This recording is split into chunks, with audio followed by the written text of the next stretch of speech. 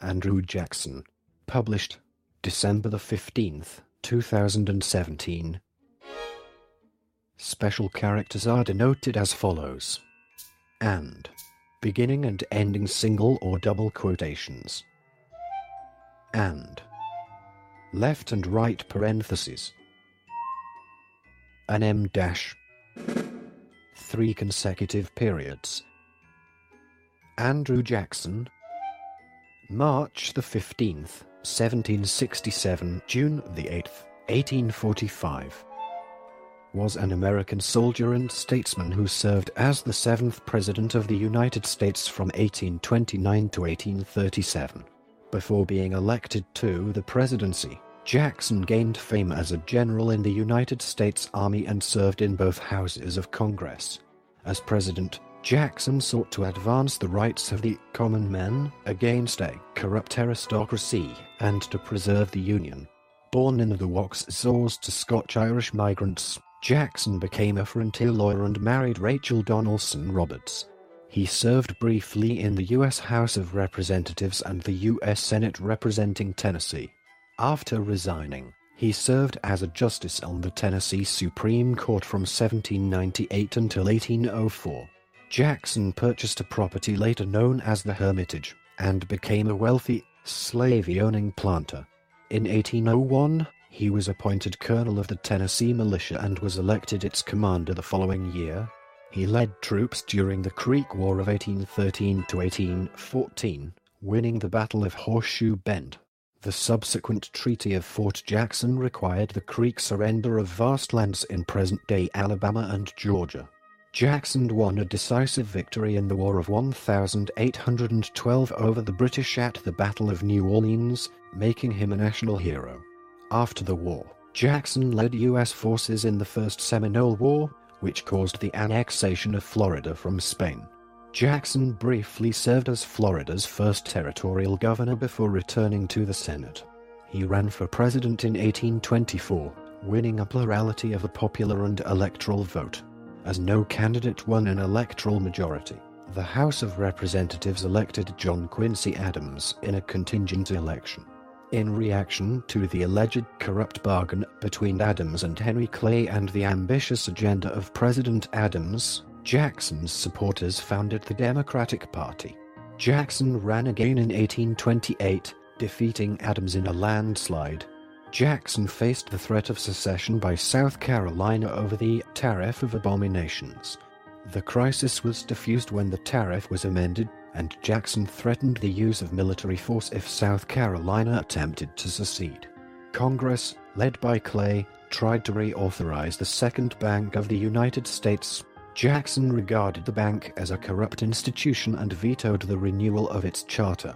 After a lengthy struggle, Jackson and his allies thoroughly dismantled the bank. In 1835, Jackson became the only president to completely pay off the national debt, fulfilling a long-time goal. His presidency marked the beginning of the ascendancy of the spoils system in American politics. In 1830, Jackson signed the Indian Removal Act, which relocated most members of the Native American tribes in the South to Indian Territory. The relocation process dispossessed the Indians and resulted in widespread death and sickness. In foreign affairs, Jackson's administration concluded a most favored nation treaty with Great Britain, settled claims of damages against France from the Napoleonic Wars, and recognized the Republic of Texas. He vehemently opposed the rising trend of abolitionism. In his retirement, Jackson remained active in Democratic Party politics, supporting the presidencies of Martin Van Buren and James K. Polk. Though fearful of its effects on the slavery debate, Jackson advocated the annexation of Texas, which was accomplished shortly before his death. Jackson was widely revered in the United States as an advocate for democracy and the common man, but his reputation has declined since the Civil Rights Movement, largely due to his role in Indian removal and support for slavery. Surveys of historians and scholars have ranked Jackson favorably among United States presidents. Part 1. Early Life and Education. Andrew Jackson was born on March the 15th, 1767, in the Waxhaws region of the Carolinas. His parents were Scotch-Irish colonists Andrew and Elizabeth Hutchinson Jackson, Presbyterians who had emigrated from present-day Northern Ireland 2 years earlier. Jackson's father was born in Carrickfergus, County Antrim, in current-day Northern Ireland, around 1738. Jackson's parents lived in the village of Bunnyford, also in County Antrim. His paternal family line originated in Killingswold Grove, Yorkshire, England. When they emigrated to North America in 1765, Jackson's parents probably landed in Philadelphia. Most likely they traveled overland through the Appalachian Mountains to the Scotch-Irish community in the Waxhaws region, straddling the border between North and South Carolina. They brought 2 children from Ireland, Hugh, born 1763, and Robert, born 1764. Jackson's father died in a logging accident while clearing land in February 1767 at the age of 29, 3 weeks before his son Andrew was born. Jackson, his mother, and his brothers lived with Jackson's aunt and uncle in the Waxhaws region, and Jackson received schooling from 2 nearby priests. Jackson's exact birthplace is unclear because he was born about the time his mother was making a difficult trip home from burying Jackson's father. The area was so remote that the border between North and South Carolina had not been officially surveyed. In 1824, Jackson wrote a letter saying that he was born at an uncle's plantation in Lancaster County, South Carolina. Jackson may have claimed to be a South Carolinian because the state was considering nullification of the tariff of 1,824, which he opposed. In the mid-1850s, second-hand evidence indicated that he might have been born at a different uncle's home in North Carolina. Part 2. Revolutionary War Service. During the Revolutionary War, Jackson's eldest brother, Hugh, died from heat exhaustion after the Battle of Stono Ferry on June 20, 1779. Anti-British sentiment intensified following the brutal Waxhaws massacre on May 29, 1780. Jackson's mother encouraged him and his elder brother Robert to attend the local militia drills. Soon, they began to help the militia as couriers. They served under Colonel William Richardson Davie at the Battle of Hanging Rock on August 6. Andrew and Robert were eventually captured by the British in 1781 while staying at the home of the Crawford family. When Andrew refused to clean the boots of a British officer, the officer slashed at the youth with a sword, leaving him with scars on his left hand and head, as well as an intense hatred for the British. Robert also refused to do as commanded and was struck with the sword. The 2 brothers were held as prisoners, contracted smallpox, and nearly starved to death in captivity. After a time, their mother Elizabeth secured the brothers' release. She then began to walk both boys back to their home in the Waxhaws, a distance of some 40 miles. Both were in very poor health. Robert, who was far worse, rode on the only horse that they had, while Andrew walked behind them. In the final 2 hours of the journey, a torrential downpour began which worsened the effects of the smallpox. Within 2 days of arriving back home, Robert was dead and Andrew in mortal danger. After nursing Andrew back to health, Elizabeth volunteered to nurse prisoners of war on board 2 ships in the Charleston harbor, where there had been an outbreak of cholera. In November she died from the disease and was buried in an unmarked grave. Andrew became an orphan at age 14. He blamed the British personally for the loss of his brothers and mother. Part 3. Early Career. Part 3. Early Career. Chapter 1. Legal Career and Marriage. After the Revolutionary War, Jackson received a sporadic education in a local Waxhaw school. In 1781 he worked for a time in a saddle maker's shop. On bad terms with much of his extended family, he boarded with several different people. He taught school and worked for a time as a saddle maker. In 1784, He left the Waxhaws region for Salisbury, North Carolina, where he studied law under attorney Spruce Mackay. With the help of various lawyers, he was able to learn enough to qualify for the bar. In September 1787, Jackson was admitted to the North Carolina bar. Shortly thereafter, a friend helped Jackson get appointed to a vacant prosecutor position in the Western District of North Carolina, which would later become the state of Tennessee. During his travel west, Jackson bought his first slave, and in 1788, having been offended by fellow lawyer Rachel Avery, fought his first duel. The duel ended with both men firing into the air, having made a secret agreement to do so before the engagement. Jackson moved to the frontier town of Nashville in 1788, where he lived as a boarder with Rachel Donelson, the widow of John Donelson. Jackson became acquainted with their daughter, Rachel Donelson Robards.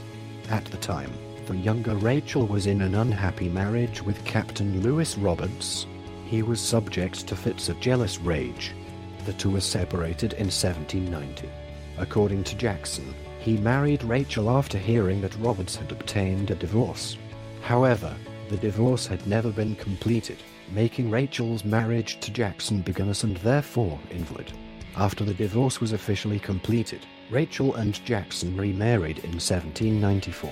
To complicate matters further, evidence shows that Rachel had been living with Jackson and referred to herself as Mrs. Jackson before the petition for divorce was ever made. It was not uncommon on the frontier for relationships to be formed and dissolved unofficially, as long as they were recognized by the community. Part 3. Early Career. Chapter 2. Land Speculation and Founding of Memphis. In 1794, Jackson formed a business with fellow lawyer and planter John Overton, overtly buying and selling land which had been reserved by treaty for the Cherokee and Chickasaw. Theirs was a frank avowal. They, like many of their contemporaries, would deal with lands within Indian Territory. Most of the transactions involved grants made under the Land Grab Act of 1783 that briefly opened to claim by North Carolinians all of the Indian lands in that state's Transmontane West. He was one of the three original investors who founded Memphis, Tennessee, in 1819. Part 3. Early Career. Chapter 3. Early Political Career and Tennessee Militia. After moving to Nashville, Jackson became a protege of William Blount, a friend of the Donelsons and one of the most powerful men in the state. Jackson became Attorney General in 1791, and he won election as a delegate to the Tennessee Constitutional Convention in 1796. When Tennessee achieved statehood that year, he was elected its only U.S. representative. He was a member of the Democratic-Republican Party, the dominant party in Tennessee. Jackson soon became associated with the more radical, pro-French and anti-British wing. He strongly opposed the Jay Treaty and criticized George Washington for allegedly removing Republicans from public office. Jackson joined several other Republican congressmen in voting against a resolution of thanks for Washington, a vote that would later haunt him when he sought the presidency. In 1797, the state legislature elected him as U.S. Senator. Jackson seldom participated in debate and found the job dissatisfying. He pronounced himself disgusted with the administration of President John Adams and resigned the following year without explanation.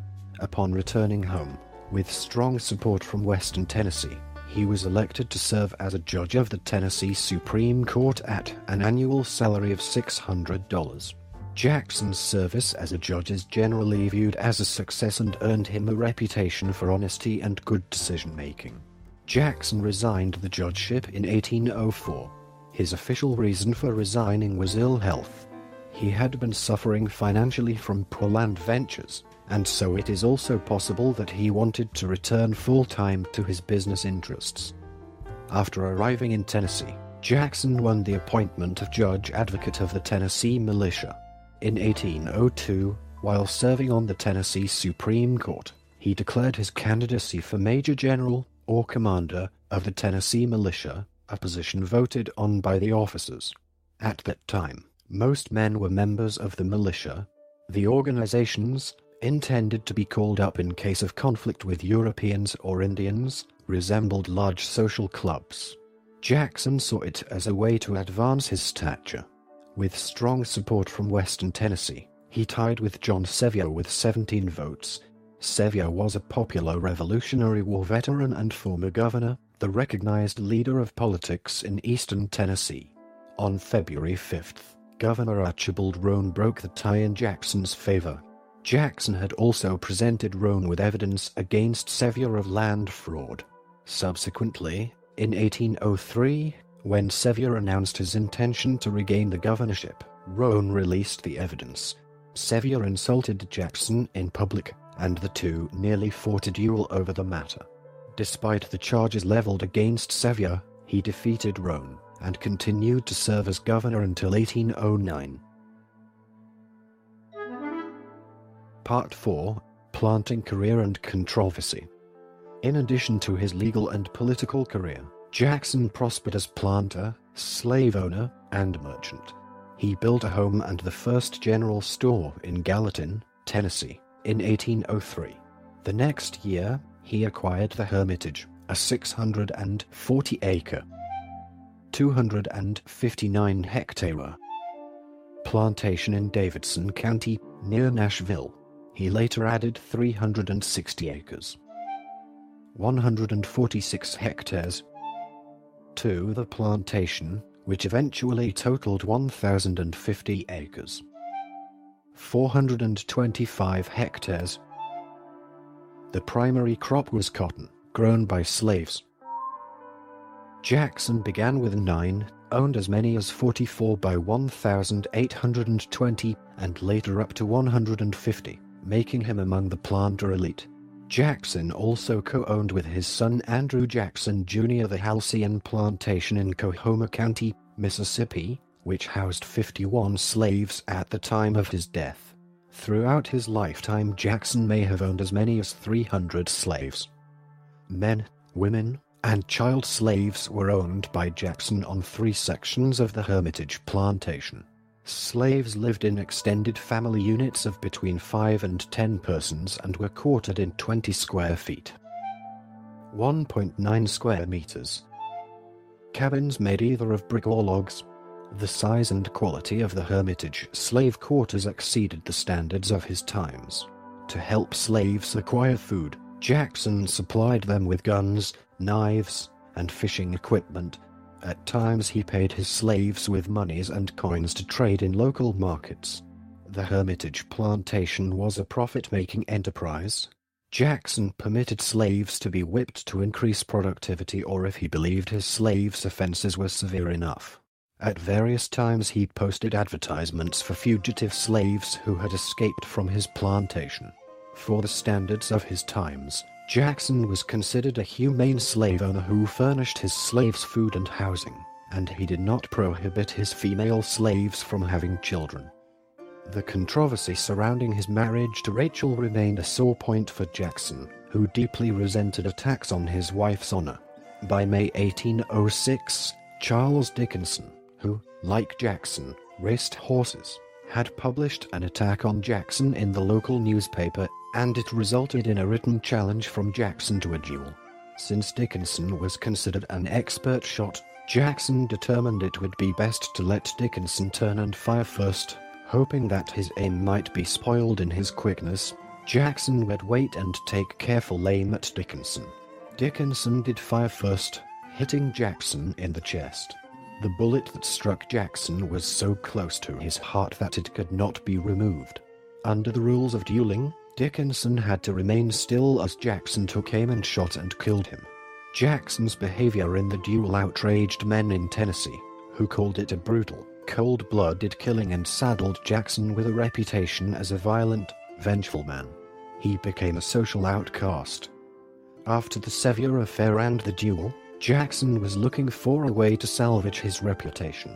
He chose to align himself with former Vice President Aaron Burr, who after leaving office in 1805 went on a tour of the western United States.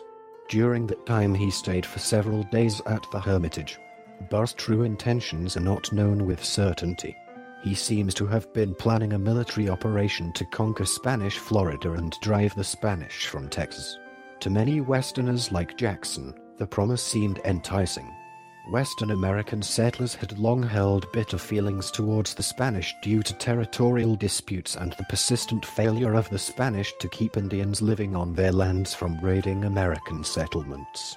On October 4, 1806, Jackson addressed the Tennessee militia, declaring that the men should be, at a moment's warning, ready to march. On the same day, he wrote to James Winchester, proclaiming that the United States can conquer not only the Floridas, but all Spanish North America.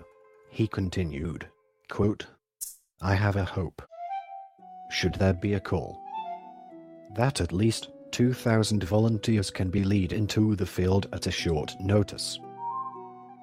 That number commanded by firm officers and men of enterprise, I think could look into Santa Fe and Mexico, give freedom and commerce to those provinces and establish peace, and a permanent barrier against the inroads and attacks of foreign powers on our interior, which will be the case so long as Spain holds that large country on our borders." Jackson agreed to provide boats and other provisions for the expedition.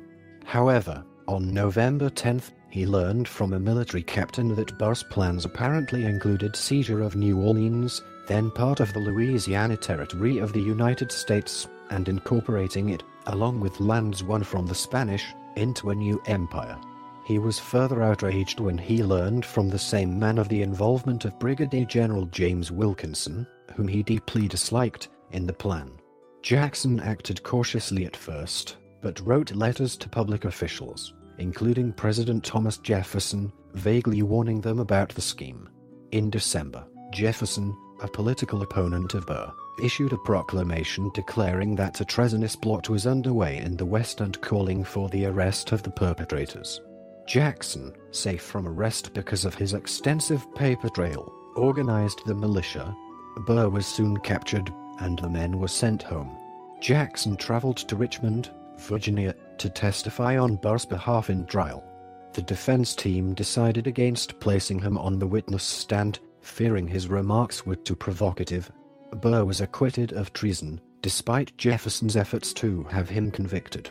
Jackson endorsed James Monroe for president in 1808 against James Madison. The latter was part of the Jeffersonian wing of the Democratic Republican Party. Part 5. Military Career. Part 5. Military Career. Chapter 1. War of 1812. Chapter 1. War of 1812. Section 1. Creek Campaign and Treaty. Leading up to 1812, the United States found itself increasingly drawn into international conflict.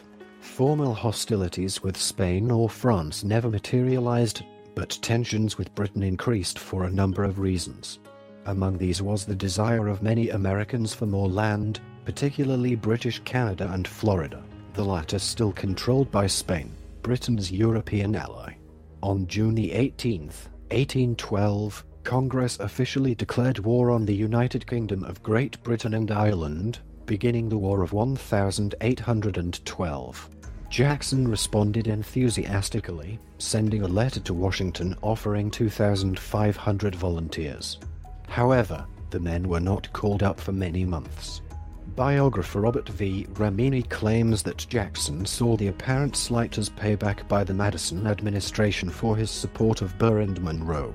Meanwhile, the United States military repeatedly suffered devastating defeats on the battlefield. On January 10, 1813, Jackson led an army of 2,071 volunteers New Orleans to defend the region against British and Native American attacks. He had been instructed to serve under General Wilkinson, who commanded federal forces in New Orleans. Lacking adequate provisions, Wilkinson ordered Jackson to halt in Natchez, now part of the Mississippi Territory, and await further orders. Jackson reluctantly obeyed. The newly appointed Secretary of War, John Armstrong Jr. sent a letter to Jackson dated February 6 ordering him dismiss his forces and to turn over his supplies to Wilkinson. In reply to Armstrong on March 15, Jackson defended the character and readiness of his men and promised to turn over his supplies. However, he also promised to, instead of dismissing the troops without provisions in Natchez, march them back to Nashville. The march was filled with agony. Many of the men had fallen ill. Jackson and his officers turned over their horses to the sick. He paid for provisions for the men out of his own pocket. The soldiers began referring to their commander as Hickory because of his toughness, and Jackson became known as Old Hickory. The army arrived in Nashville within about a month. Jackson's actions earned him the widespread respect and praise of the people of Tennessee.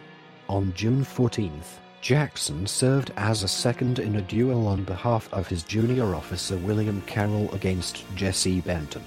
In September, Jackson and his top cavalry officer, Brigadier General John Coffee, were involved in a street brawl with Jesse and his brother, Thomas. Jackson was severely wounded by Jesse with a gunshot to the shoulder. On August 30th, 1813, a group of Muskogee, also known as Creek Indians, called the Red Sticks, so named for the color of their war paint, perpetrated the Fort Mims massacre. The Red Sticks, led by Chiefs Red Eagle and Peter McQueen, had broken away from the rest of the Creek Confederacy, which wanted peace with the United States. They were allied with Tecumseh, a Shawnee chief who had launched Tecumseh's war against the United States and who was fighting alongside the British. During the massacre, hundreds of white American settlers and non-Red Stick Creeks were slaughtered. The resulting conflict became known as the Creek War. Jackson, with 2,500 men, was ordered to crush the hostile Indians. On October 10th, he set out on the expedition, his arm still in a sling. Jackson established Fort Strother as a supply base. On November 3rd, Coffee defeated a band of Red Sticks at the Battle of Tallushatchee. Coming to the relief of friendly Creeks besieged by Red Sticks, Jackson won another decisive victory at the Battle of Talladega. In the winter, Jackson, encamped at Fort Strother, faced a severe shortage of troops due to the expiration of enlistments and chronic desertions. He sent Coffee with the cavalry, which abandoned him, back to Tennessee to secure more enlistments. Jackson decided to combine his force with that of the Georgia militia and marched to meet the Georgia troops. From January the 22nd to the 24th, 1,814, while on their way, the Tennessee militia and allied Muskogee were attacked by the Red Sticks at the battles of Emmok Ford and Enotocopo Creek. Jackson's troops repelled the attackers, but outnumbered, were forced to withdraw to Fort Strother. Jackson, now with over 2,000 troops, marched most of his army south to confront the Red Sticks at a fortress they had constructed at a bend in the Tallapoosa River. On March 27th, enjoying an advantage of more than 2-1, he engaged them at the Battle of Horseshoe Bend. An initial artillery barrage did little damage to the well-constructed fort. However, a subsequent infantry charge, in addition to an assault by Coffee's cavalry and diversions caused by the friendly Creeks, overwhelmed the Red Sticks. The campaign ended 3 weeks later with Red Eagle's surrender, although some Red Sticks such as McQueen fled to East Florida. On June 8th, Jackson accepted a commission as Brigadier General in the United States Army, and 10 days later became a Major General in command of the 7th Military Division. Subsequently, Jackson, with Madison's approval, imposed the Treaty of Fort Jackson. The treaty required the Muskogee, including those who had not joined the Red Sticks, to surrender 23 million acres of land to the United States. Though in ill health from dysentery, Jackson turned his attention to defeating Spanish and British forces. Jackson accused the Spanish of arming the Red Sticks and of violating the terms of their neutrality by allowing British soldiers into the Floridas. The first charge was true, while the second ignored the fact that it was Jackson's threats to invade Florida which had caused them to seek British protection. In the November 7th Battle of Pensacola, Jackson defeated British and Spanish forces in a short skirmish. The Spanish surrendered and the British fled. Weeks later, he learned that the British were planning an attack on New Orleans, which sat on the mouth of the Mississippi River and held immense strategic and commercial value. Jackson abandoned Pensacola to the Spanish, placed a force in Mobile, Alabama to guard against a possible invasion there, and rushed the rest of his force west to defend the city. The Creeks coined their own name for Jackson, Jacksachuhajo, or Jackson, Old and Fierce. Chapter 1, War of 1812. Section 2, Battle of New Orleans. After arriving in New Orleans on December 1st, Jackson instituted martial law in the city, as he worried about the loyalty of the city's Creole and Spanish inhabitants. At the same time, he formed an alliance with Jean Lafitte's smugglers, and formed military units consisting of African Americans and Muskogees, in addition to recruiting volunteers in the city. Jackson received some criticism for paying white and non-white volunteers the same salary. These forces, along with U.S. Army regulars and volunteers from surrounding states, joined with Jackson's force in defending New Orleans. The approaching British force, led by Admiral Alexander Cochrane and later General Edward Pakenham, consisted of over 10,000 soldiers, many of whom had served in the Napoleonic Wars. Jackson only had about 5,000 men. The British arrived on the east bank of the Mississippi River on the morning of December 23rd. That evening Jackson attacked the British and temporarily drove them back. On January the 8th, 1815, the British launched a major frontal assault against Jackson's defenses. Despite some success in attacking the right flank, the overall attack ended in disaster. For the battle on January 8th, Jackson admitted to only 71 total casualties. Of these, 13 men were killed, 39 wounded, and 19 missing or captured. The British, however, admitted 2,037 casualties. Of these, 291 men were killed, including Pakenham. 1,262 wounded, and 484 missing or captured. After the battle, the British retreated from the area, and open hostilities ended shortly thereafter when word spread that the Treaty of Ghent had been signed in Europe that December. Coming in the waning days of the war, Jackson's victory made him a national hero, as the country celebrated the end of what many called the Second American Revolution against the British. By a congressional resolution on February the 27th, 1815, Jackson was given the thanks of Congress and awarded a Congressional Gold Medal. Alexis de Tocqueville, underwhelmed by Jackson according to a 2001 commentator, later wrote in Democracy in America that Jackson was raised to the presidency and has been maintained there solely by the recollection of a victory which he gained 20 years ago under the walls of New Orleans. Chapter 1, War of 1812. Section 3, Enforced Martial Law in New Orleans. Jackson, still not knowing for certain of the treaty's signing, refused to lift martial law in the city. In March 1815, after U South District Court Judge Dominic A. Hall signed a writ of habeas corpus on behalf of a Louisiana legislator whom Jackson had detained, Jackson ordered Hall's arrest. State Senator Louis Lualia had written an anonymous piece in the New Orleans newspaper challenging Jackson's refusal to release the militia after the British ceded the field of battle.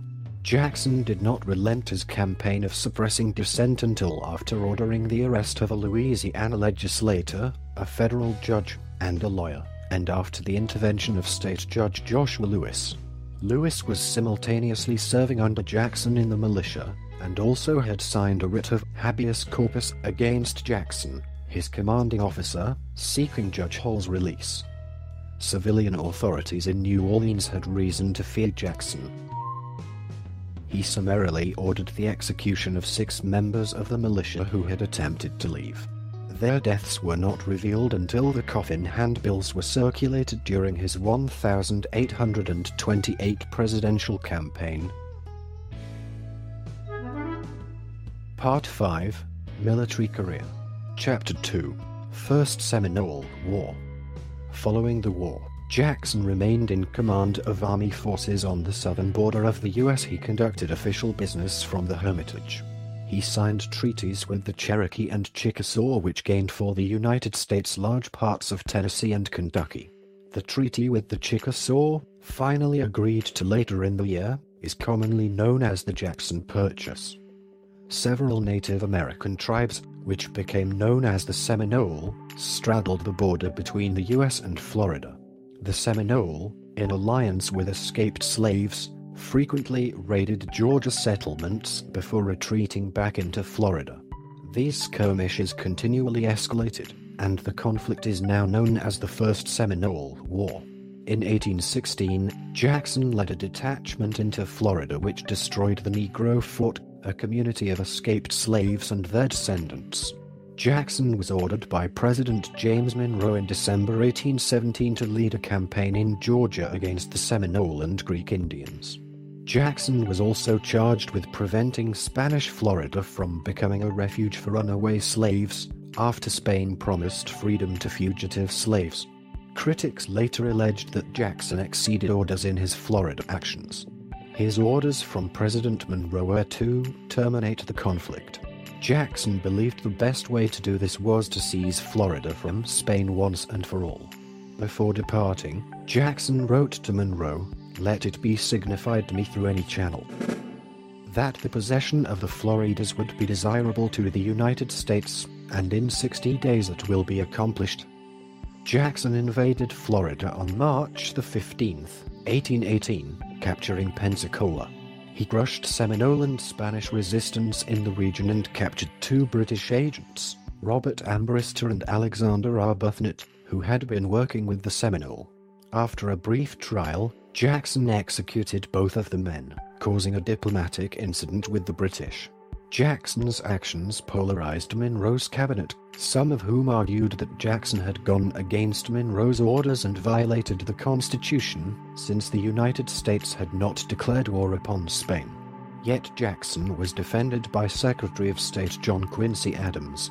Adams thought that Jackson's conquest of Florida would force Spain to finally sell the province, and Spain did indeed sell Florida to the United States in the Adams-Onís Treaty of 1819.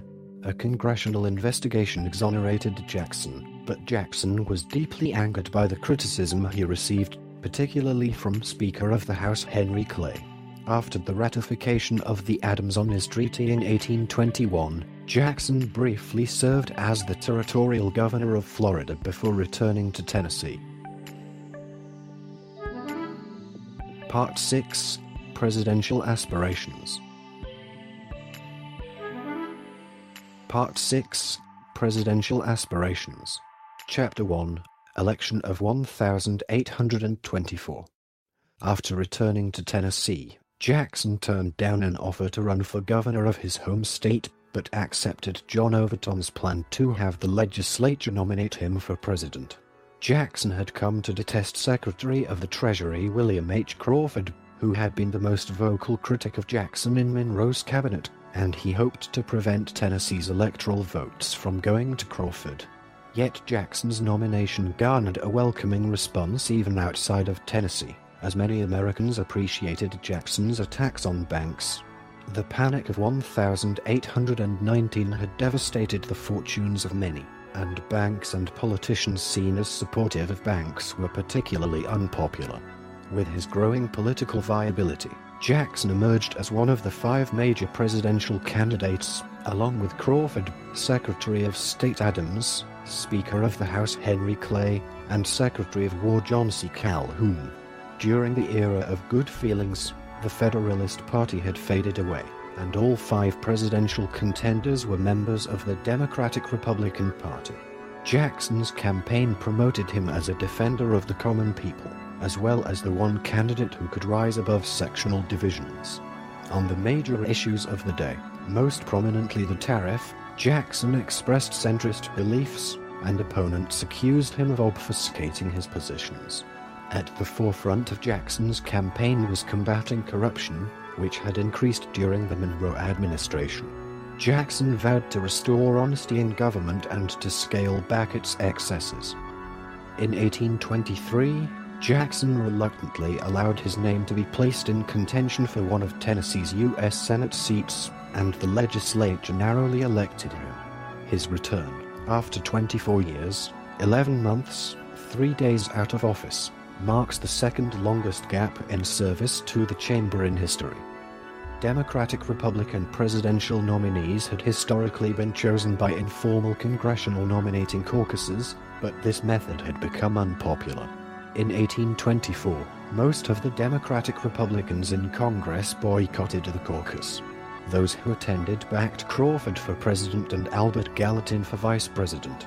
A Pennsylvania convention nominated Jackson for president a month later, stating that the irregular caucus ignored the voice of the people, and was a vain hope that the American people might be thus deceived into a belief that Crawford was the regular Democratic candidate.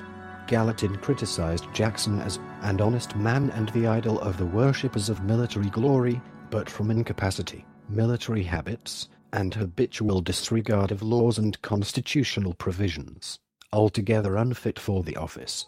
After Jackson won the Pennsylvania nomination, Calhoun dropped out of the presidential race and successfully sought the vice presidency instead. In the presidential election, Jackson won a plurality of the electoral vote, taking several southern and western states as well as the mid-Atlantic states of Pennsylvania and New Jersey. He was the only candidate to win states outside of his regional base, as Adams dominated New England, Clay took 3 western states, and Crawford won Virginia and Georgia. Jackson won a plurality of a popular vote, taking 42%, although not all states held a popular vote for the presidency. He won 99 electoral votes, more than any other candidates, but still short of 131, which he needed for a true majority. With no candidate having won a majority of the electoral, the House of Representatives held a contingent election under the terms of the 12th Amendment.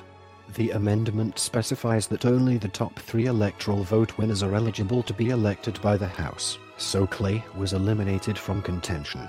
Jackson believed that he was likely to win this contingent election, as Crawford and Adams lacked Jackson's national appeal, and Crawford had suffered a debilitating stroke that made many doubt his physical fitness for the presidency. However, Clay, who happened to be Speaker of the House, saw Jackson as a dangerous demagogue who might topple the Republic in favor of his own leadership.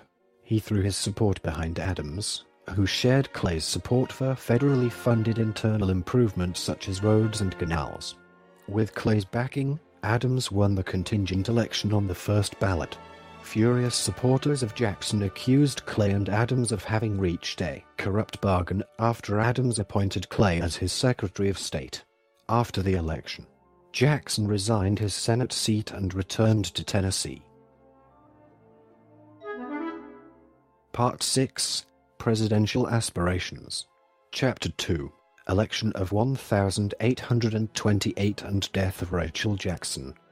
Jackson was nominated for president by Tennessee legislature in October 1825, more than 3 years before the 1828 election. It was the earliest such nomination in presidential history, and it attested to the fact that Jackson's supporters began the 1828 campaign almost as soon as the 1824 campaign ended. Adams's presidency floundered, as his ambitious agenda faced defeat in a new era of mass politics. Critics led by Jackson attacked Adams's policies as a dangerous expansion of federal power. Senator Martin Van Buren, who had been a prominent supporter of Crawford in the 1824 election, emerged as one of the strongest opponents of Adams's policies, and he settled on Jackson as his preferred candidate in the 1828 election. Van Buren was joined by Vice President Calhoun, who also opposed much of Adams's agenda on states' rights grounds. Van Buren and other Jackson allies established numerous pro-Jackson newspapers and clubs around the country, while Jackson avoided campaigning but made himself available to visitors at his Hermitage plantation. In the election, Jackson won a commanding 56% of the popular vote and 68% of the electoral vote.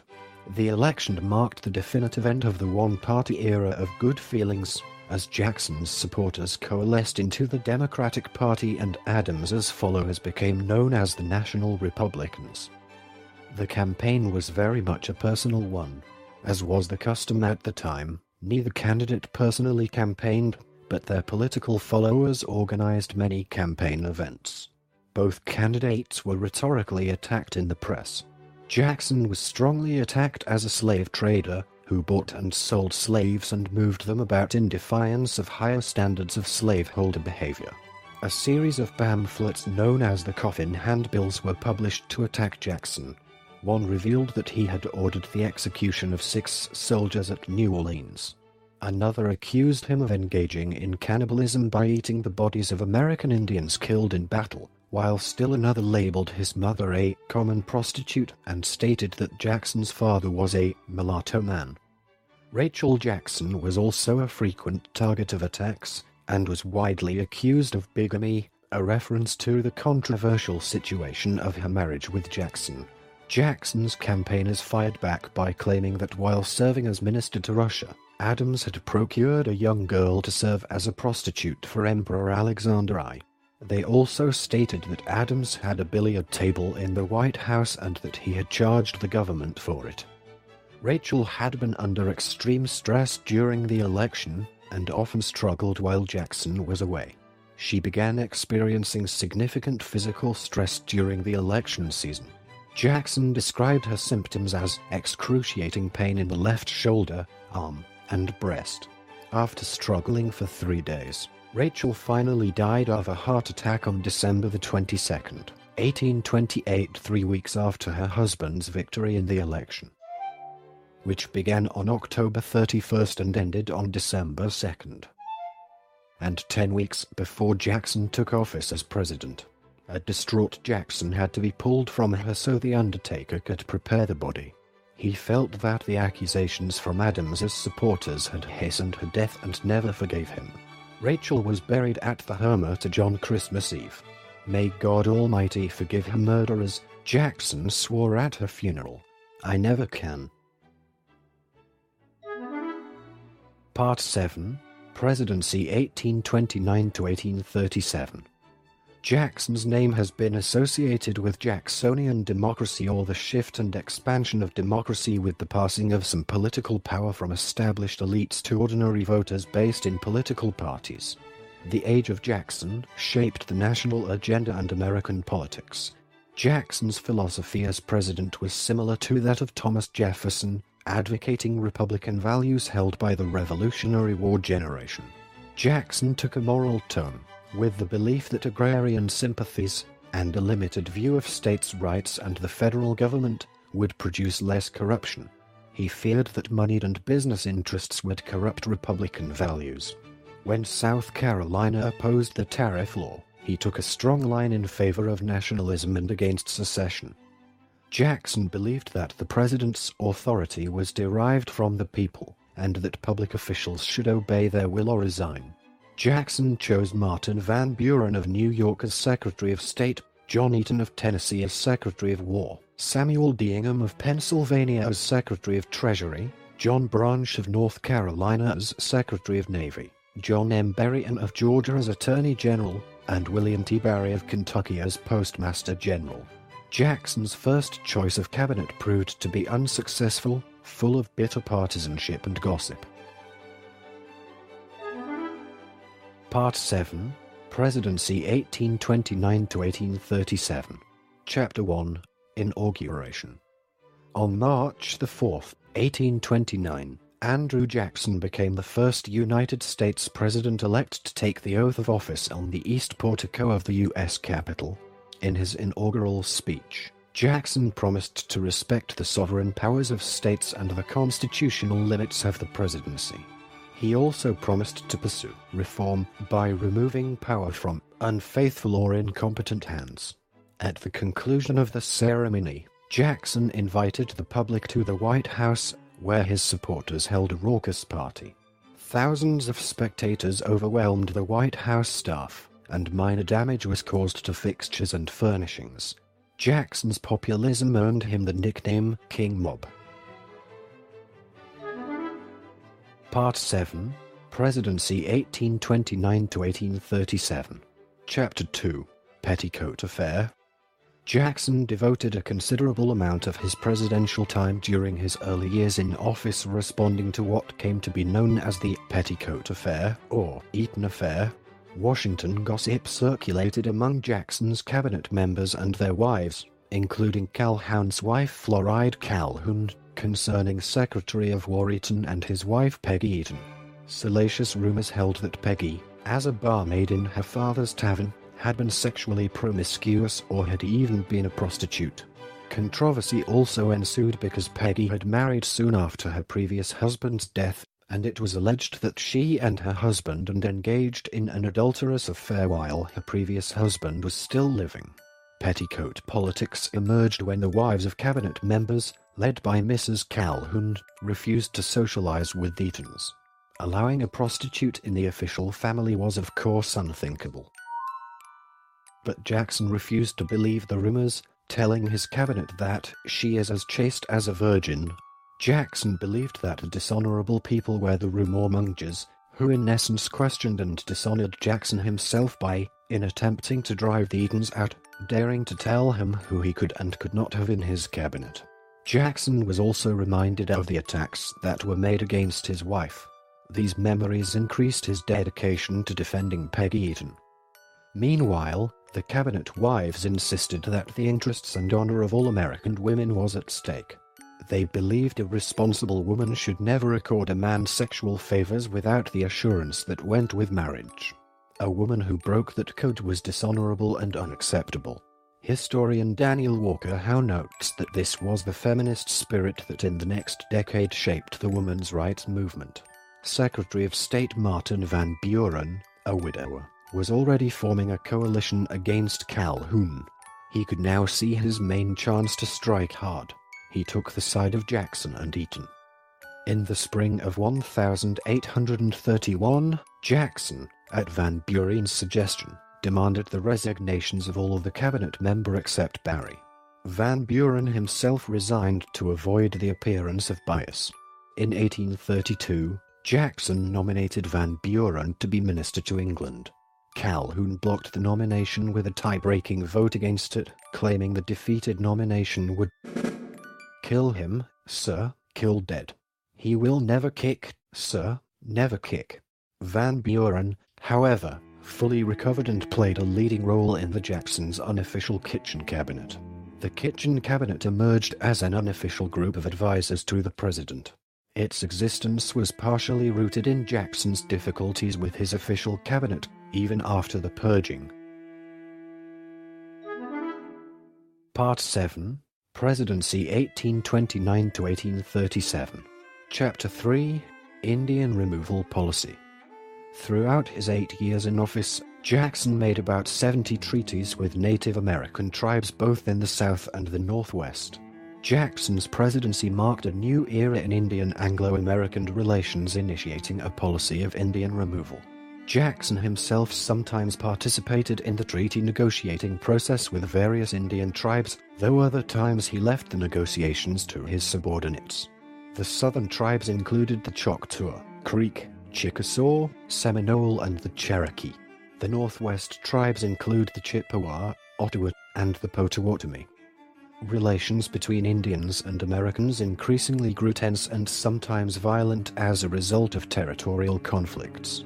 Previous presidents had at times supported removal or attempts to civilize the Indians, but generally let the problem play itself out with minimal intervention. There had developed a growing popular and political movement to deal with the issue, and out of this policy to relocate certain Indian populations. Jackson, never known for timidity, became an advocate for this relocation policy in what many historians consider the most controversial aspect of his presidency. In his first annual message to Congress, Jackson advocated land west of the Mississippi River be set aside for Indian tribes. On May 26, 1830, Congress passed the Indian Removal Act, which Jackson signed into law 2 days later. The act authorized the president to negotiate treaties to buy tribal lands in the East in exchange for lands farther west, outside of existing state borders. The act specifically pertained to the 5 civilized tribes in the South, the conditions being that they could either move west or stay and obey state law. Jackson, Eaton, and General Coffee negotiated with the Chickasaw, who quickly agreed to move. Jackson put Eaton and Coffee in charge of negotiating with the Choctaw. Lacking Jackson's skills at negotiation, they frequently bribed the chiefs in order to gain their submission. The tactics worked, and the chiefs agreed to move. The removal of the Choctaw took place in the winter of 1831 and 1832, and was wrought with misery and suffering. The Seminole, despite the signing of the Treaty of Payne's Landing in 1832, refused to move. In December 1835, this dispute began the Second Seminole War. The war lasted over 6 years, finally ending in 1842. Members of the Creek Nation had signed the Treaty of Cusseta in 1832, allowing the Creek to either sell or retain their land. However, conflict later erupted between the Creek who remained and the white settlers, leading to a second Creek War. A common complaint was that the men who had signed the treaties did not represent the whole tribe. The state of Georgia became involved in a contentious dispute with the Cherokee, culminating in the 1832 Supreme Court decision in Worcester v. Georgia. In that decision, U.S. Supreme Court Chief Justice John Marshall, writing for the court, ruled that Georgia could not forbid whites from entering tribal lands, as it had attempted to do with 2 missionaries supposedly stirring up resistance amongst the tribespeople. Jackson is frequently attributed the following response: "John Marshall has made his decision. Now let him enforce it." The quote, apparently indicating Jackson's dismissive view of the courts, was attributed to Jackson by Horace Greeley, who cited as his source Representative George N. Briggs. Remini argues that Jackson did not say it because, while it certainly sounds like Jackson, there was nothing for him to enforce. This is because a writ of habeas corpus had never been issued for the missionaries. The court also did not ask federal marshals to carry out the decision, as had become standard. A group of Cherokees led by John Ridge negotiated the Treaty of New Echota. Ridge was not a widely recognized leader of the Cherokee, and this document was rejected by some as illegitimate. Another faction, led by John Ross, unsuccessfully petitioned to protest the proposed removal. The treaty was enforced by Jackson's successor, Van Buren. Subsequently, as many as 4,000 out of 18,000 Cherokees died on the Trail of Tears in 1838. More than 45,000 American Indians were relocated to the west during Jackson's administration, though a few Cherokees walked back afterwards or migrated to the High Smoky Mountains. The Black Hawk War took place during Jackson's presidency in 1832 after a group of Indians crossed into U.S. territory. Jackson's initiatives to deal with the conflicts between Indians and American settlers has been a source of controversy. Starting mainly around 1970, Jackson came under sharp attack from historians on this issue. Howard Zinn called him the most aggressive enemy of the Indians in early American history and exterminator of Indians. In 1969, Francis Paul Prucha argued that Jackson's removal of the 5 civilized tribes from the very hostile white environment in the Old South to Oklahoma probably saved their very existence. Similarly, Remini claims that, if not for Jackson's policies, the southern tribes would have been totally wiped out, just like other tribes, namely the Yamasee, Mohican, and Narragansett, which did not move. Part 7, Presidency 1829 to 1837. Chapter 4, Reforms, rotation of officers, and spoils system. In an effort to purge the government of corruption, Jackson launched presidential investigations into all executive cabinet offices and departments. He believed appointees should be hired on merit and withdrew many candidates he believed were lax in their handling of monies. He asked Congress to reform embezzlement laws, reduce fraudulent applications for federal pensions, revenue laws to prevent evasion of custom duties, and laws to improve government accounting. Jackson's postmaster Barry resigned after a congressional investigation into the Postal Service revealed mismanagement of mail services, collusion and favoritism in awarding lucrative contracts, failure to audit accounts and supervise contract performances. Jackson replaced Barry with Treasury Auditor and prominent Kitchen Cabinet member Amos Kendall, who went on to implement much-needed reforms in the Postal Service. Jackson repeatedly called for the abolition of the Electoral College by constitutional amendment in his annual messages to Congress as president. In his third annual message to Congress, he expressed the view, "I have heretofore recommended amendments of the federal constitution giving the election of president and vice president to the people and limiting the service of the former to a single term. So important do I consider these changes in our fundamental law that I cannot, in accordance with my sense of duty, omit to press them upon the consideration of a new Congress." Jackson's tenure in office saw a variety of other reforms as well. He supported an act in July 1836 that enabled widows of Revolutionary War soldiers who met certain criteria to receive their husbands' pensions. In 1836, Jackson established the 10-hour day in national shipyards. Jackson enforced the Tenure of Office Act, signed by President Monroe in 1820, that limited appointed office tenure and authorized the president to remove and appoint political party associates. Jackson believed that a rotation in office was actually a democratic reform preventing father-to-son succession of office and made civil service responsible to the popular will. Jackson declared that rotation of appointments in political office was a leading principle in the Republican creed. Jackson noted, "In a country where offices are created solely for the benefit of the people, no one man has any more intrinsic right to official station than another." Jackson believed that rotating political appointments would prevent the development of a corrupt bureaucracy. The number of federal office holders removed by Jackson were exaggerated by his opponents. Jackson only rotated about 20% of federal office holders during his first term, some for dereliction of duty rather than political purposes. Jackson, however, did use his image and presidential power to award loyal Democrats by granting them federal office appointments. Jackson's approach incorporated patriotism for country as qualification for holding office. Having appointed a soldier who had lost his leg fighting on the battlefield to a postmastership, Jackson stated, "If he lost his leg fighting for his country, that is enough for me." Jackson's theory regarding rotation of office generated what would later be called the spoils system. The political realities of Washington, however, ultimately forced Jackson to make partisan appointments despite his personal reservations. Historians believe Jackson's presidency marked the beginning of an era of decline in public ethics.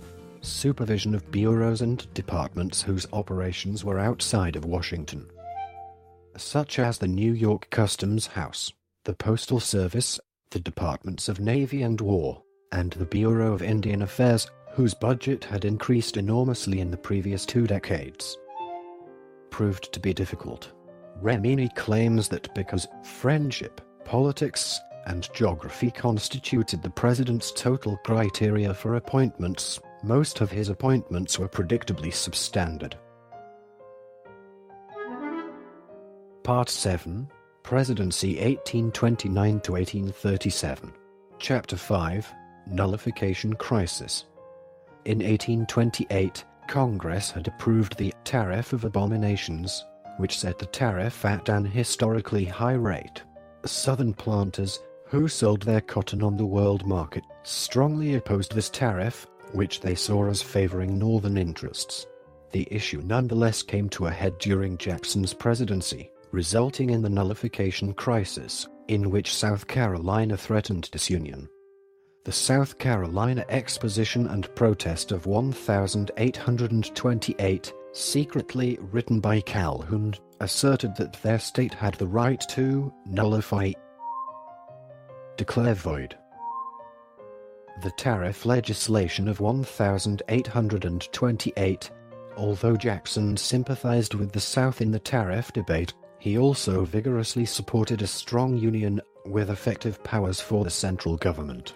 Jackson attempted to face down Calhoun over the issue, which developed into a bitter rivalry between the two men.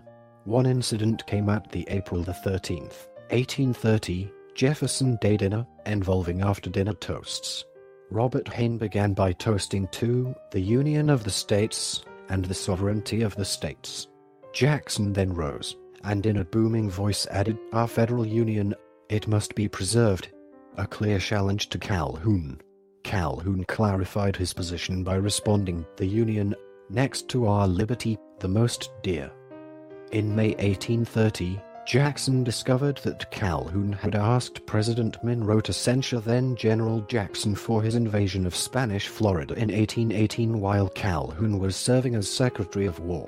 Calhoun's and Jackson's relationship deteriorated further.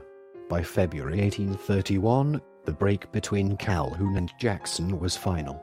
Responding to inaccurate press reports about the feud, Calhoun had published letters between him and Jackson detailing the conflict in the United States Telegraph. Jackson and Calhoun began an angry correspondence which lasted until Jackson stopped it in July. The Telegraph, edited by Duff Green, had previously supported Jackson. After it took the side of Calhoun, Jackson needed a new organ for the administration. He enlisted the help of longtime supporter Francis Preston Blair, who in November 1830 established a newspaper known as the Washington Globe, which from then on served as the primary mouthpiece of the Democratic Party. On July 14th, 1832, Jackson signed into law the Tariff of 1832.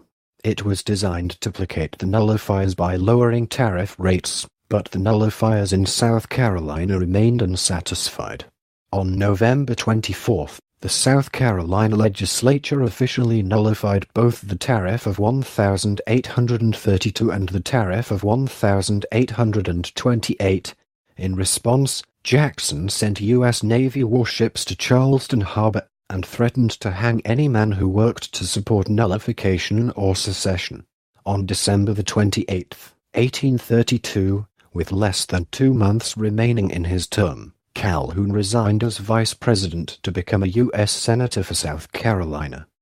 In December 1832, Jackson issued a resounding proclamation against the nullifiers, stating that he considered the power to annul a law of the United States, assumed by one state, incompatible with the existence of the Union, contradicted expressly by the letter of the Constitution, unauthorized by its spirit, inconsistent with every principle on which it was founded, and destructive of the great object for which it was formed. South Carolina, the President declared, stood on the brink of insurrection and treason, and he appealed to the people of the state to reassert their allegiance to that union for which their ancestors had fought. Jackson also denied the right of secession. The Constitution forms a government, not a league. To say that any state may at pleasure secede from the Union is to say that the United States are not a nation. Jackson asked Congress to pass a force bill explicitly authorizing the use of military force to enforce the tariff, but its passage was delayed until protectionists led by Clay agreed to a reduced compromise tariff. The force bill and compromise tariff passed on March 1, 1833, and Jackson signed both. The South Carolina Convention then met and rescinded its nullification ordinance, but in a final show of defiance, nullified the force bill. On May 1, 1833, Jackson wrote, "The tariff was only the pretext, and disunion and Southern Confederacy the real object. The next pretext will be the Negro or slavery question." Part 7, Presidency 1829 to 1837. Chapter 6, Foreign Affairs. Addressing the subject of foreign affairs in his first annual address to Congress, Jackson declared it to be his settled purpose to ask nothing that is not clearly right and to submit to nothing that is wrong. When Jackson took office, spoliation claims, or compensation demands for the capture of American ships and sailors, dating from the Napoleonic era, caused strained relations between the U.S. and French governments.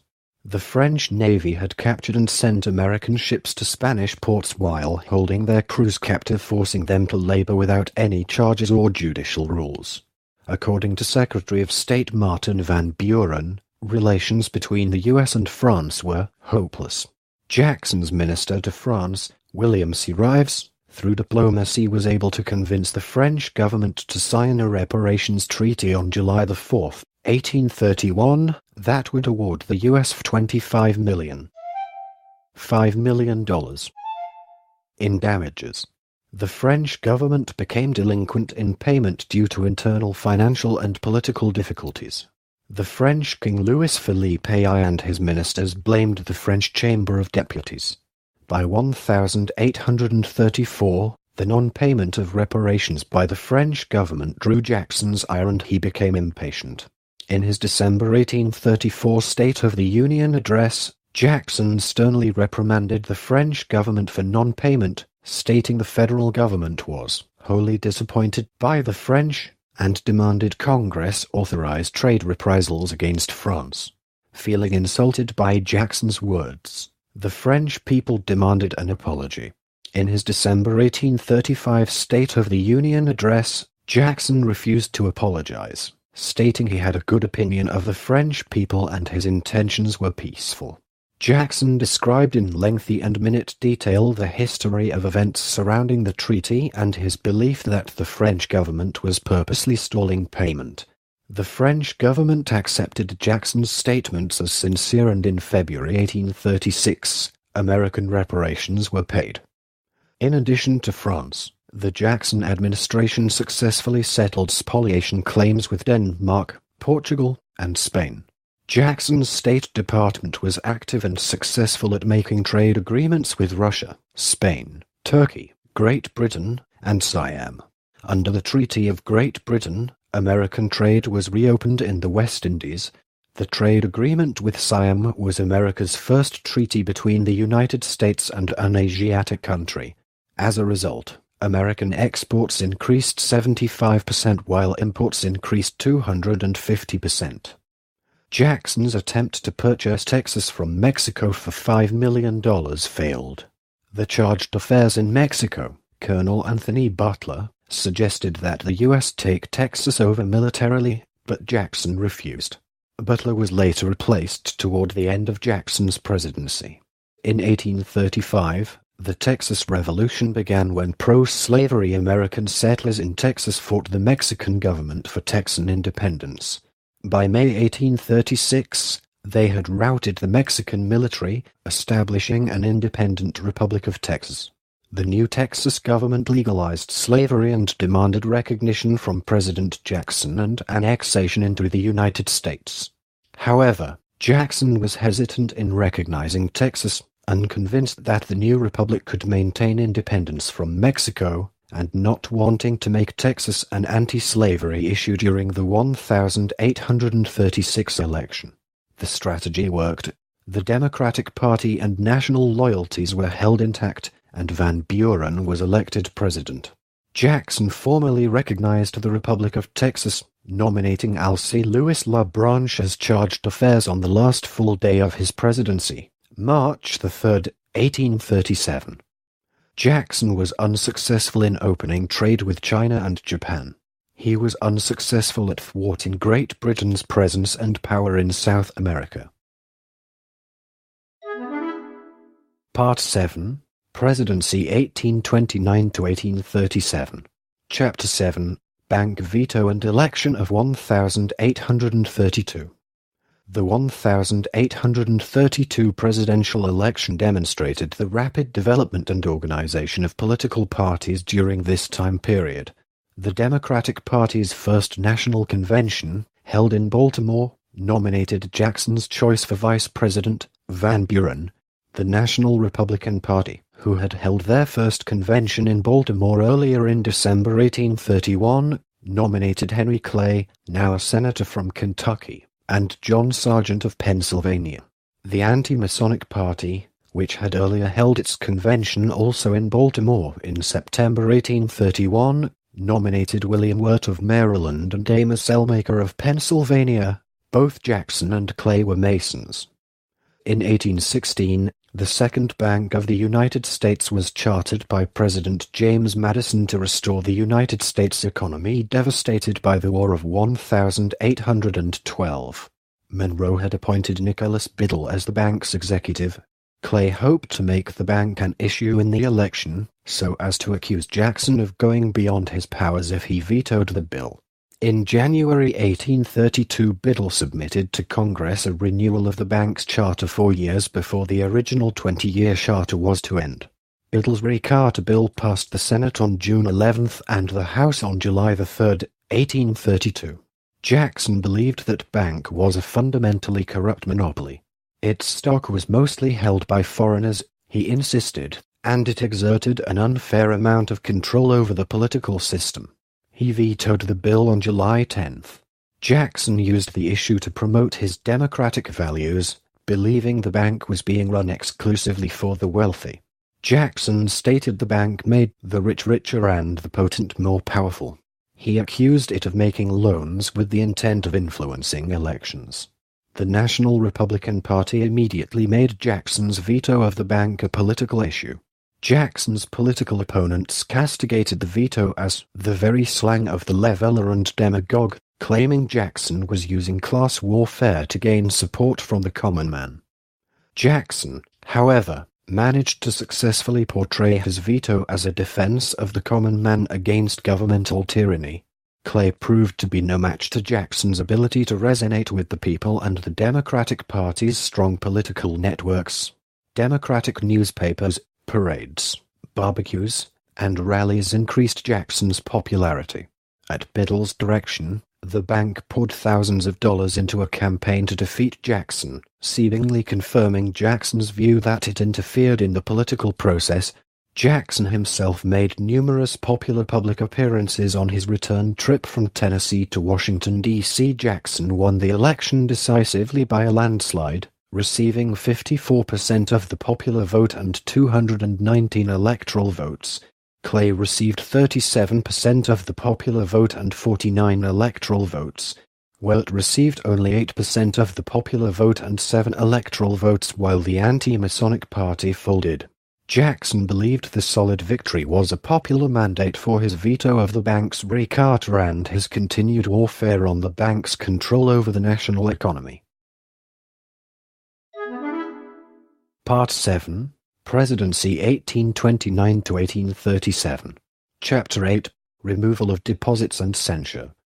In 1833, Jackson attempted to begin removing federal deposits from the bank, whose money-lending functions were taken over by the legions of local and state banks that materialized across America, thus drastically increasing credit and speculation.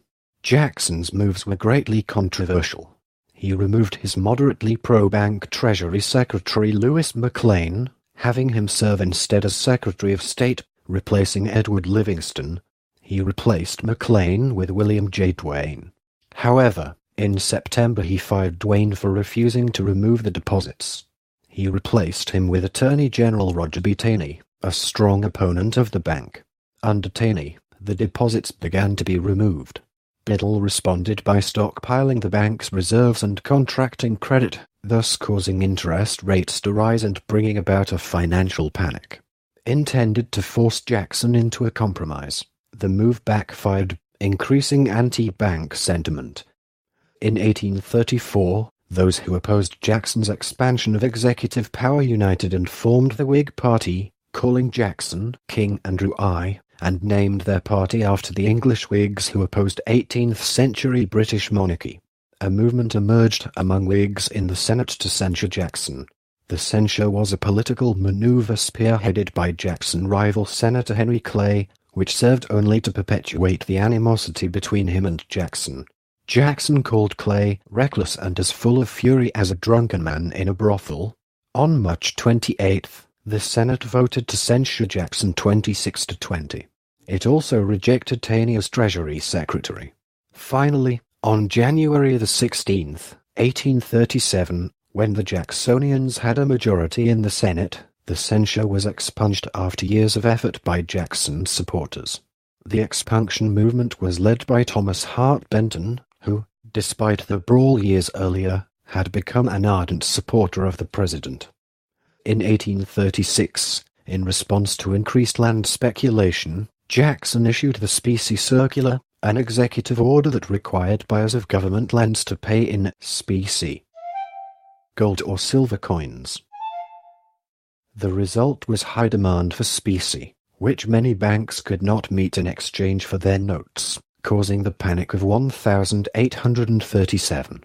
The White House Van Buren biography notes, basically the trouble was the 19th century cyclical economy of boom and bust, which was following its regular pattern, but Jackson's financial measures contributed to the crash. His destruction of the Second Bank of the United States had removed restrictions upon the inflationary practices of some state banks. Wild speculation in lands, based on easy bank credit, had swept the West. To end this speculation, Jackson in 1836 had issued a Specie Circular. Part 7, Presidency 1829-1837. Chapter 9, Attack and Assassination Attempt. The first recorded physical attack on a U.S. president was directed at Jackson. He had ordered the dismissal of Robert B. Randolph from the Navy for embezzlement. On May 6, 1833, Jackson sailed on USS Signet to Fredericksburg, Virginia, where he was to lay the cornerstone on a monument near the grave of Mary Ball Washington, George Washington's mother. During a stopover near Alexandria, Randolph appeared and struck the president. He fled the scene chased by several members of Jackson's party, including the writer Washington Irving. Jackson declined to press charges. On January 30th, 1835, what is believed to be the first attempt to kill a sitting president of the United States occurred just outside the United States Capitol. When Jackson was leaving through the East Portico after the funeral of South Carolina Representative Warren R. Davis, Richard Lawrence, an unemployed house painter from England, aimed a pistol at Jackson, which misfired. Lawrence then pulled out a second pistol, which also misfired. Historians believe the humid weather contributed to the double misfiring. Jackson, infuriated, attacked Lawrence with his cane. Others present, including Davy Crockett, restrained and disarmed Lawrence. Lawrence offered a variety of explanations for the shooting. He blamed Jackson for the loss of his job. He claimed that with the president dead, money would be more plenty, a reference to Jackson's struggle with the Bank of the United States, and that he could not rise until the president fell. Finally, Lawrence told his interrogators that he was a deposed English king. Specifically, Richard II, dead since 1485, and that Jackson was his clerk. He was deemed insane and was institutionalized. Afterwards, the pistols were tested and retested. Each time they performed perfectly. Many believed that Jackson had been protected by the same providence that they believed also protected their young nation. The incident became a part of Jacksonian mythos. Jackson initially suspected that a number of his political enemies might have orchestrated the attempt on his life. His suspicions were never proven. Part 7, Presidency 1829-1837. Chapter 10, Anti-Slavery Tracts. During the summer of 1835, Northern abolitionists began sending anti-slavery tracts through the U.S. postal system into the South. Pro-slavery Southerners demanded that the Postal Service ban distribution of the materials, which were deemed incendiary, and some began to riot. Jackson wanted sectional peace, and desired to placate Southerners ahead of the 1836 election. He fiercely disliked the abolitionists, whom he believed were, by instituting sectional jealousies, attempting to destroy the Union. However, Jackson also did not want to condone open insurrection. He supported the solution of Postmaster General Amos Kendall, which gave Southern postmasters discretionary powers to either send or detain the anti-slavery tracts. That December, Jackson called on Congress to prohibit the circulation through the South of incendiary publications intended to instigate the slaves to insurrection.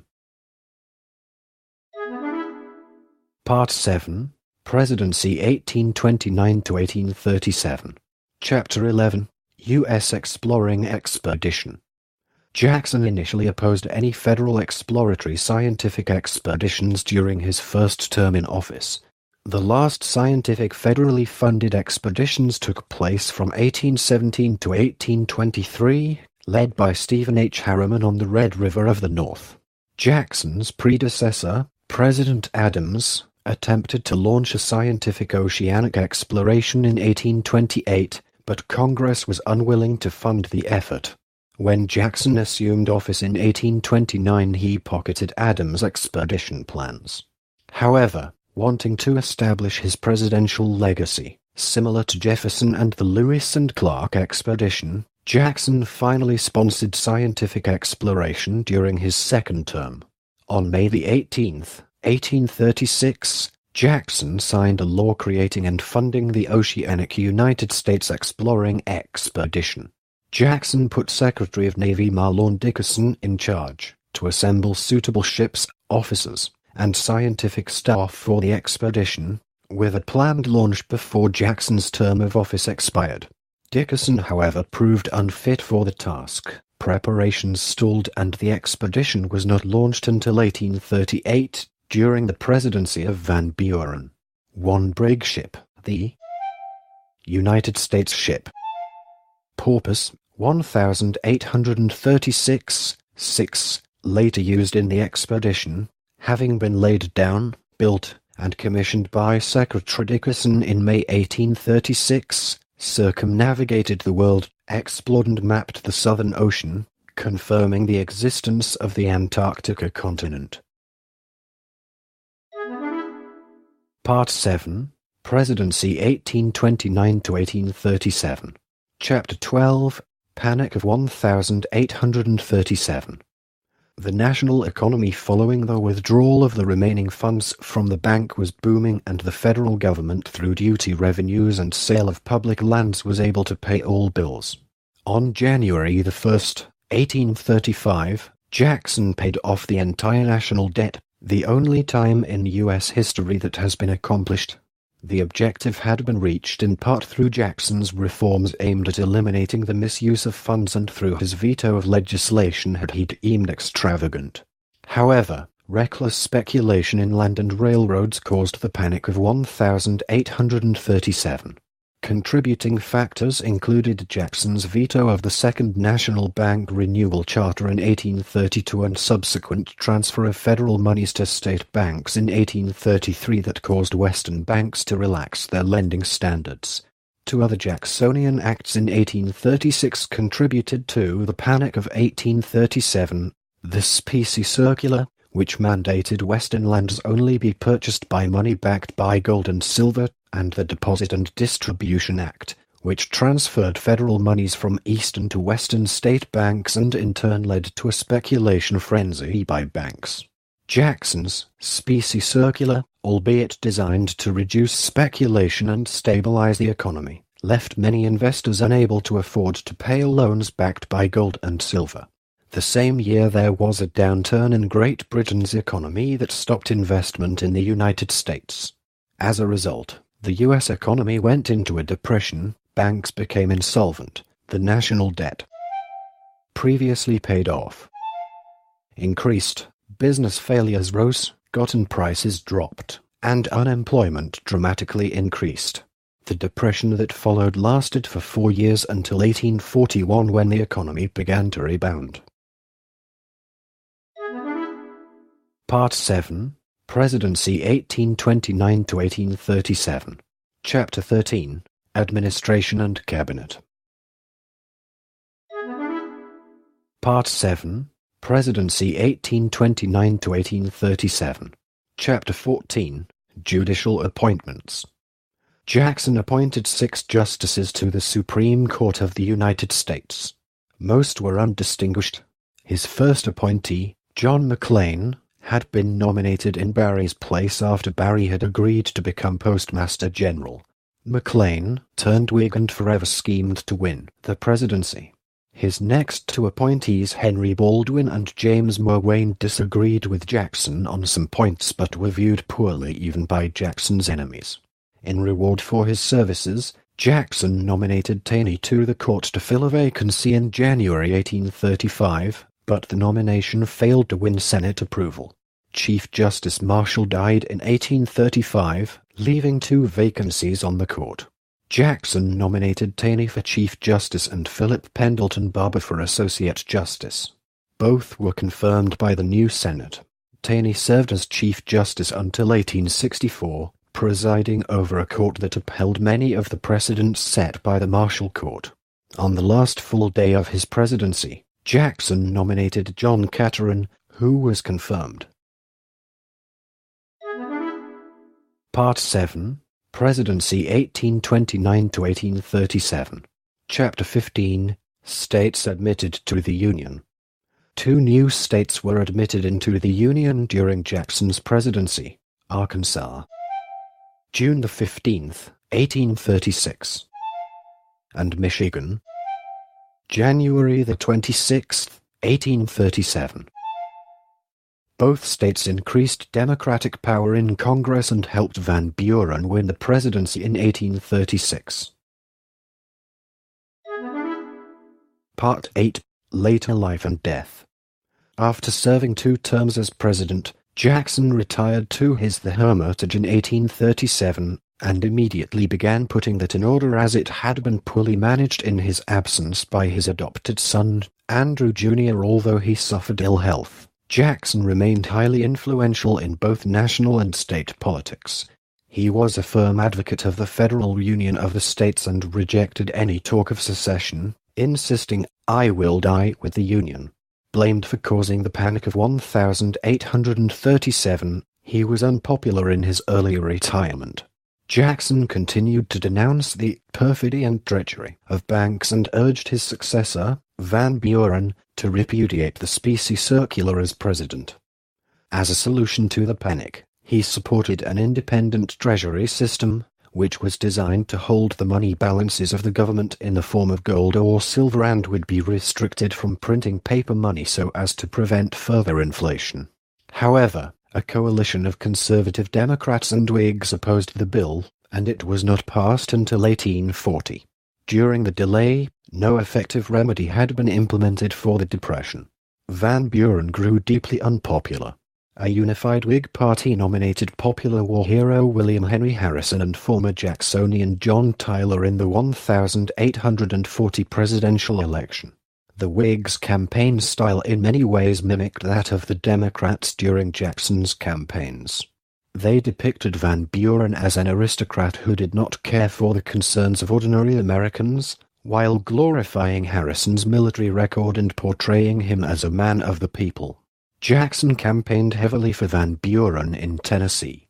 He favored the nomination of James K. Polk of Tennessee for vice president at the 1840 Democratic National Convention over controversial incumbent Richard Mentor Johnson.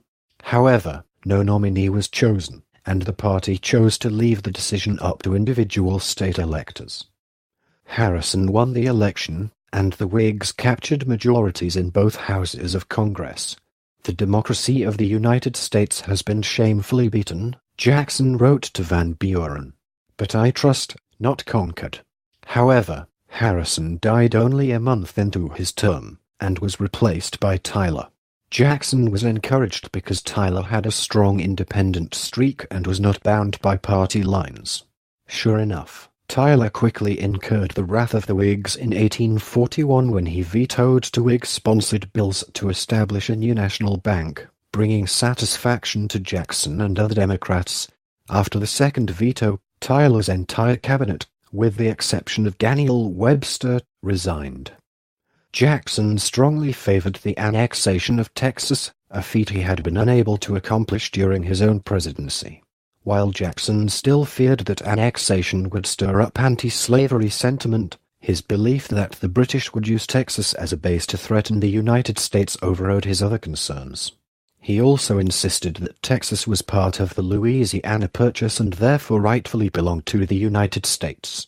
At the request of Senator Robert J. Walker of Mississippi, acting on behalf of the Tyler administration, which also supported annexation, Jackson wrote several letters to Texas President Sam Houston, urging him to wait for the Senate to approve annexation and lecturing him on how much being a part of the United States would benefit Texas. Initially prior to the 1844 election, Jackson again supported Van Buren for president and Polk for vice president. A treaty of annexation was signed by Tyler on April 12, 1844, and submitted to the Senate. When a letter from Calhoun to British Ambassador Richard Pakenham linking annexation to slavery was made public, anti-annexation sentiment exploded in the North and the bill failed to be ratified.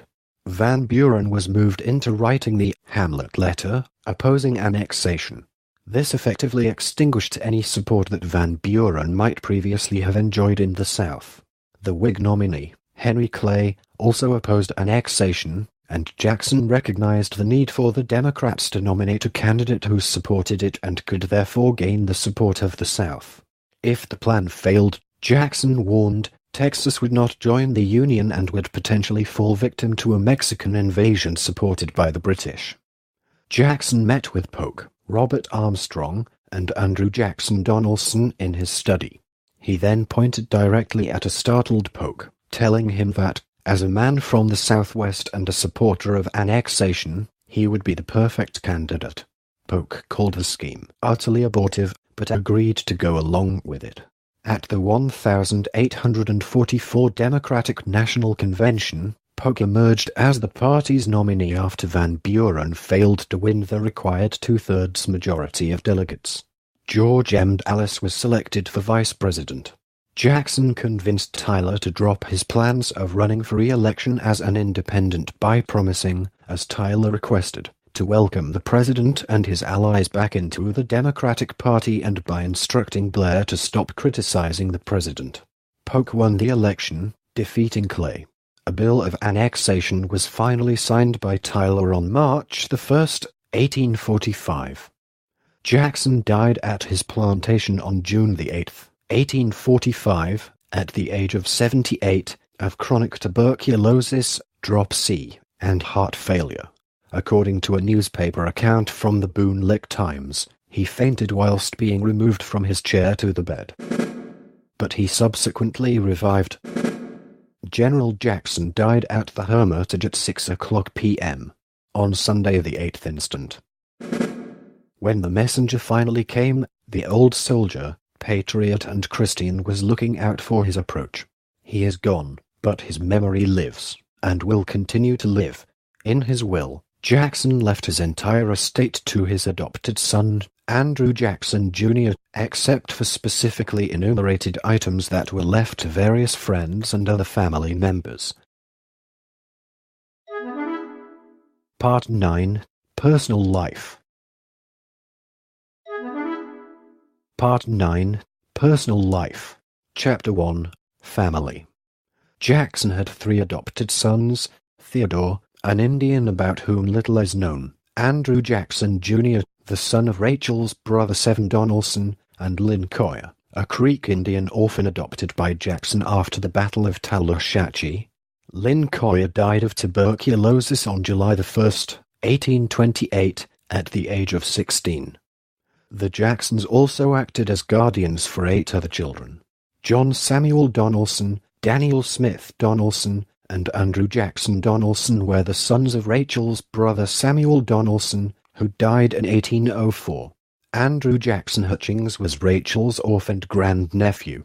Caroline Butler, Eliza Butler, Edward Butler, and Anthony Butler were the orphaned children of Edward Butler, a family friend. They came to live with the Jacksons after the death of their father. The widower Jackson invited Rachel's niece Emily Donelson to serve as hostess at the White House. Emily was married to Andrew Jackson Donelson, who acted as Jackson's private secretary and in 1856 ran for vice president on the American Party ticket. The relationship between the president and Emily became strained during the Petticoat Affair, and the two became estranged for over a year. They eventually reconciled and she resumed her duties as White House hostess. Sarah York Jackson, the wife of Andrew Jackson Jr., became co-hostess of the White House in 1834.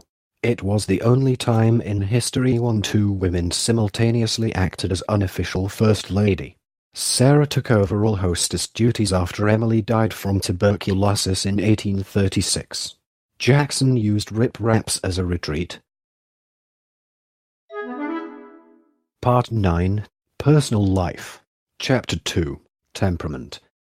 Jackson's quick temper was notorious. Biographer H. W. Brand notes that his opponents were terrified of his temper. Observers likened him to a volcano, and only the most intrepid or recklessly curious cared to see it erupt. His close associates all had stories of his blood-curdling oaths, his summoning of the Almighty to loose his wrath upon some miscreant, typically followed by his own vow to hang the villain or blow him to perdition. Given his record in duels, brawls, mutiny trials, and summary hearings, listeners had to take his vows seriously. On the last day of the presidency, Jackson admitted that he had but two regrets, that he had been unable to shoot Henry Clay or to hang John C. Calhoun. Remini expresses the opinion that Jackson was typically in control of his temper, and that he used his anger, along with his fearsome reputation, as a tool to get what he wanted. Part 9. Personal Life. Chapter 3. Physical Appearance. Jackson was a lean figure, standing at 6 feet 1 inch, 1.85 meters, tall, and weighing between 130 and 140 pounds, 59 and 64 kilograms. On average, Jackson also had an unruly shock of red hair, which had completely grayed by the time he became president at age 61. He had penetrating deep blue eyes. Jackson was one of the more sickly presidents, suffering from chronic headaches, abdominal pains, and a hacking cough. Much of his trouble was caused by a musket ball in his lung that was never removed, that often brought up blood and sometimes made his whole body shake. Part 9. Personal Life. Chapter 4. Religious Faith. In 1838, Jackson became a member of the First Presbyterian Church in Nashville. Jackson was a Freemason, initiated at Harmony Lodge No. 1 in Tennessee. He also participated in chartering several other lodges in Tennessee. He was the only U.S. president to have served as Grand Master of a state's Grand Lodge until Harry S. Truman in 1945. His Masonic apron is on display in the Tennessee State Museum.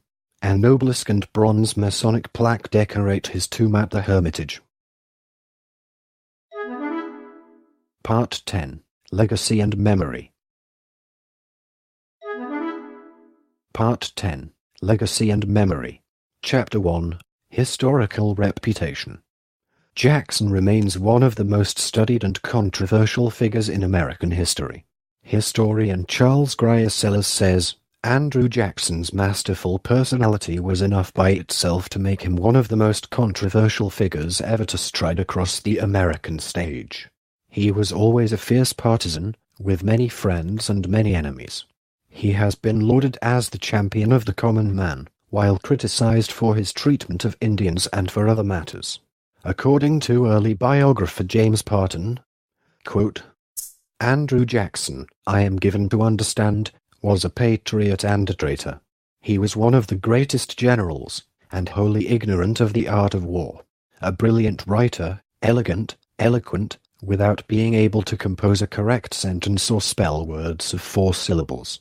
The first of statesmen, he never devised, he never framed, a measure.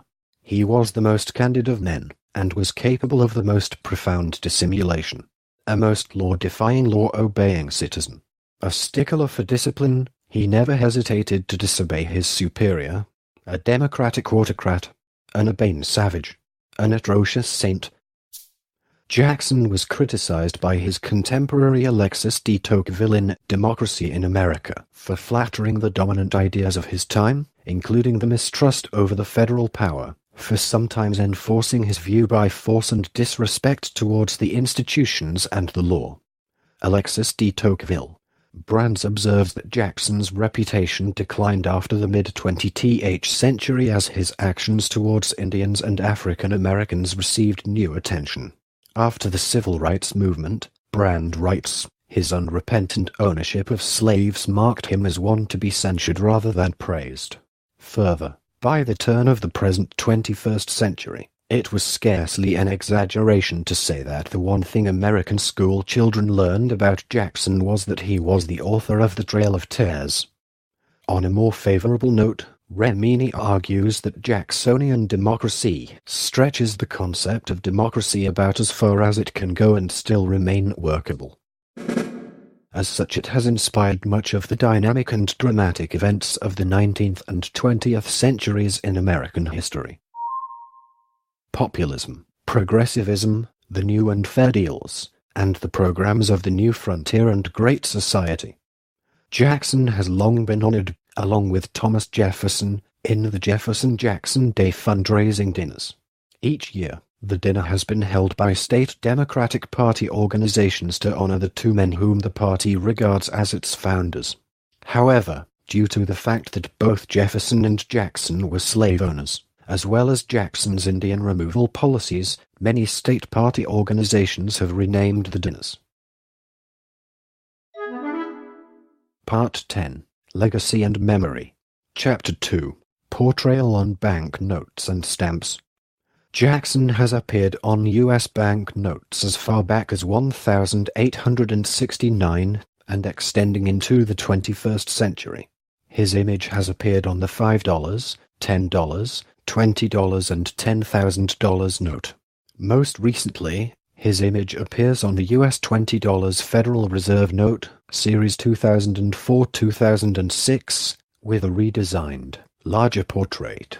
In 2016, Treasury Secretary Jack Lew announced his goal that by 2020 an image of Harriet Tubman would replace Jackson's depiction on the front side of the $20 banknote, and that an image of Jackson would be placed on the reverse side, though the final decision will be made by his successors.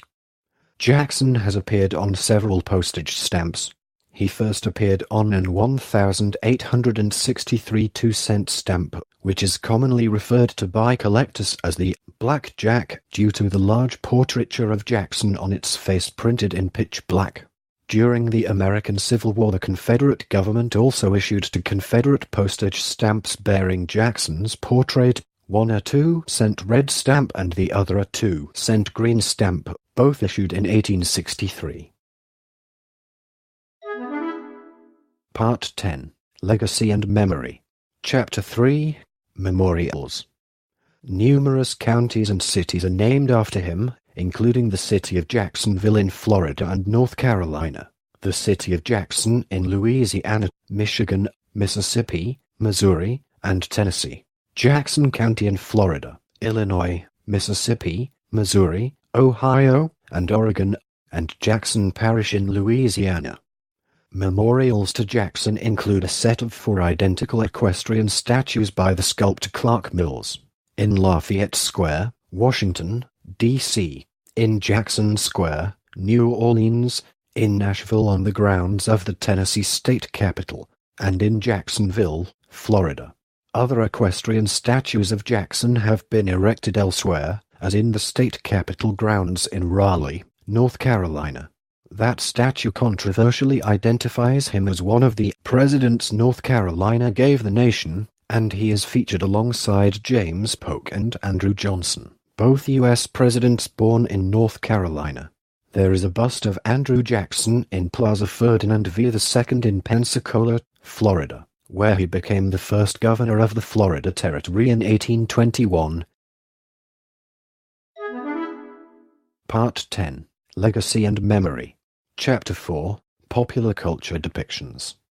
Jackson and his wife Rachel were the main subjects of a 1951 historical novel by Irving Stone, The President's Lady, which told the story of their lives up until Rachel's death. The novel was the basis for the 1953 film of the same name starring Charlton Heston as Jackson and Susan Hayward as Rachel. Jackson has been a supporting character in a number of historical films and television productions. Lionel Barrymore played Jackson in The Gorgeous Hussy, 1936. A fictionalized biography of Peggy Eaton starring Joan Crawford, The Buccaneer, 1938. Depicting the Battle of New Orleans, included Hugh Southern as Jackson, and was remade in 1958 with Heston again playing Jackson. Basil Rice Dale played Jackson in Walt Disney's 1955 Davy Crockett TV miniseries. Wesley Addy appeared as Jackson in some episodes of the 1976 PBS miniseries, The Addams Chronicles. Jackson is the protagonist of the comedic historic rock musical, Bloody Bloody Andrew Jackson, 2008. With music and lyrics by Michael Friedman and book by Alex Timbers. This recording is a derivative work from Wikipedia. For more information, please visit www.frogcast.org.